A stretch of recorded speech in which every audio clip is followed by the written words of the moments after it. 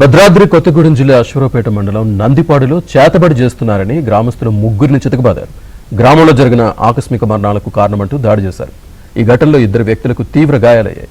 మరో వ్యక్తి పరారయ్యాడు. తీరు మార్చుకోవాలని చెప్పినా వినకపోవడంతో దాడి చేసినట్లు గ్రామస్తులు చెబుతున్నారు. మరోవైపు తాము ఎలాంటి క్షుద్ర పూజలు చేయమని, కేవలం బాలరిష్టాలు, గాలి ధూళి సోకకుండా తాడు మాత్రమే కడతామని బాధితులు అంటున్నారు.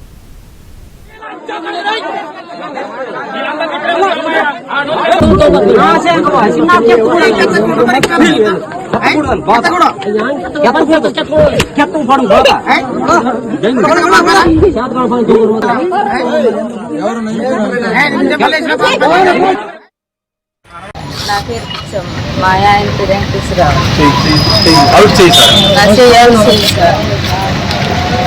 మేము మాకు ఏం లేదు సార్, మాకు సెంటు భూమి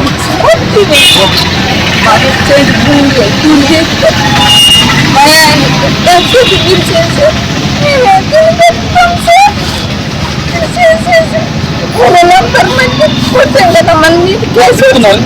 కేసు వచ్చేసి కానీ మళ్ళా